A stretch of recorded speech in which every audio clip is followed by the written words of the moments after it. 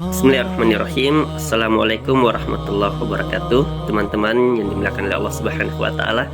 Semoga Allah Subhanahu wa taala senantiasa memuliakan kita dan kita menjadi manusia-manusia yang mulia insyaallah, dan semoga ini menjadi kebaikan untuk kita di dunia dan di akhirat insyaallah. Saya mendoakan diri saya dan kita semua, semoga Allah Subhanahu wa taala senantiasa melimpahkan rezekinya kepada kita, rezeki ilmu, rezeki harta, berbagai rezeki-rezeki yang telah Allah Subhanahu wa taala tetapkan kepada kita di dunia dan insyaallah rezeki di akhirat juga.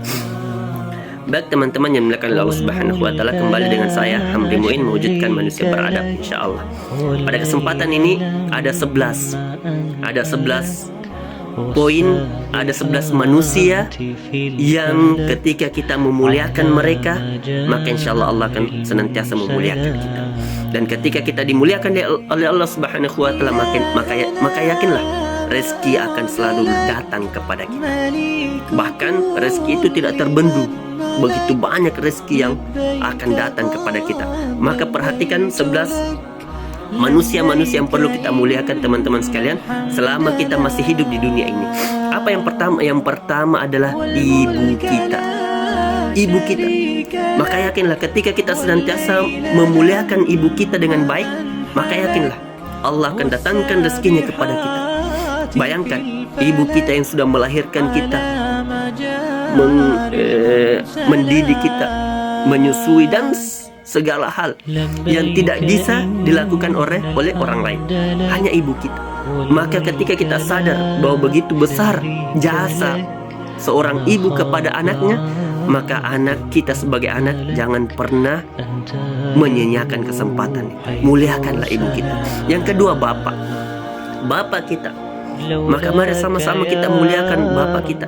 Karena kenapa? Bapak adalah orang yang sangat berjasa kepada kita. Semua yang kita makan, semua yang kita minum, boleh jadi itu semua dari jerih payah bapak kita. Maka ketika kita ingin dimuliakan oleh Allah Subhanahu wa taala, maka muliakanlah bapak-bapak kita, ayah kita. Teman-teman yang dimuliakan oleh Allah Subhanahu wa taala, walaupun mungkin terkadang kita melihat ada kekurangan, tapi yakinlah satu kebaikan bapak tidak mampu kita balas.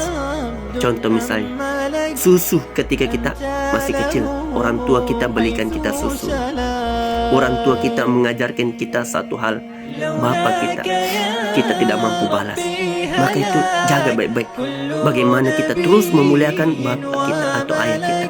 Maka ketika ibu dan bapak senantiasa kita muliakan, maka yakinlah rezeki akan senantiasa datang kepada kita. Maka Allah akan memuliakan kita teman-teman sekalian. Yang ketiga, yang penting untuk selalu kita muliakan adalah bagi yang sudah berpasangan, pasangannya.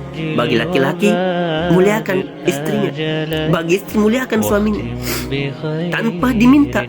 Karena itulah keharusan, kewajiban kita yang ingin mendapatkan rezeki yang berlimpah dari Allah Subhanahu wa taala. Rezeki dari Allah Subhanahu wa taala. Maka ketika kita senantiasa memuliakan pasangan kita, maka yakinlah rezeki akan selalu datang kepada kita.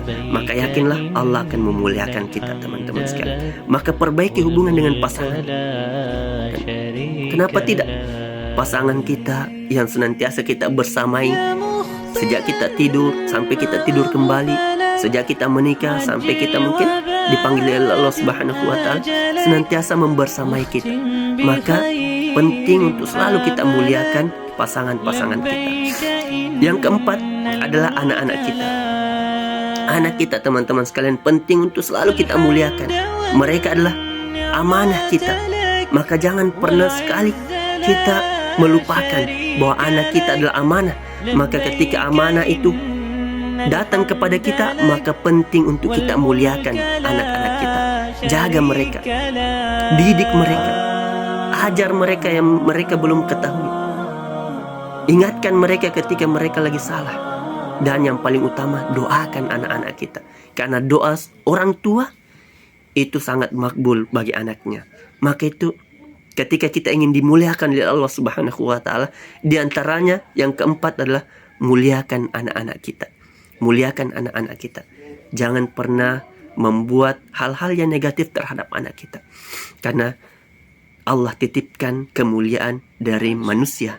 Dan salah satu manusia yang mungkin yang Allah titipkan kemuliaan ketika kita memuliakan mereka adalah anak-anak kita. Maka itu mari sama-sama kita jaga kemuliaan. Bagaimana? Mari sama-sama kita memuliakan anak-anak kita. Kemudian yang kelima, ini yang paling utama juga. Ketika kita ingin dimuliakan oleh Allah Subhanahu wa taala, maka muliakanlah manusia-manusia yang dimuliakan oleh Allah. Dan salah satunya adalah ulama. Para ulama. Maka mari muliakan para ulama kita.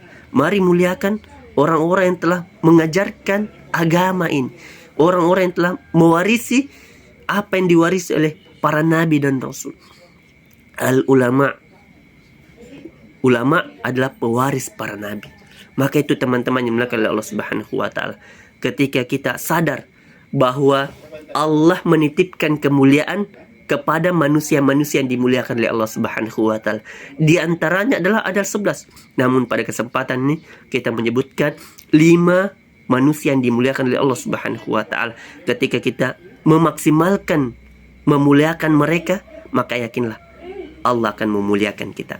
Dan ketika kita dimuliakan oleh Allah Subhanahu wa taala, maka segala nikmat, segala bentuk rezeki yang Allah Subhanahu wa taala siapkan kepada kita di dunia ini, maka yakinlah Allah akan datangkan kepada kita rezeki ilmu, rezeki waktu, rezeki pasangan, rezeki berbagai hal bentuk rezeki yang Allah telah tetapkan di dalam Al-Quran, maka yakin kita akan dapatkan. Semoga Allah Subhanahu wa taala memuliakan kita, dan semoga Allah Subhanahu wa taala senantiasa memberikan rezekinya kepada kita semua. Barakallahu fikum insyaallah. Semoga Allah Subhanahu wa taala mengumpulkan kita termasuk orang-orang yang senantiasa mensyukuri segala bentuk rezeki yang telah datang kepada kita. Saya Hamri Muin, mewujudkan manusia beradab. Semoga Allah Subhanahu wa taala menjadikan kita sebagai hamba-hamba Allah yang beradab di muka bumi ini. Barakallahu fikum. Wassalamualaikum warahmatullahi wabarakatuh.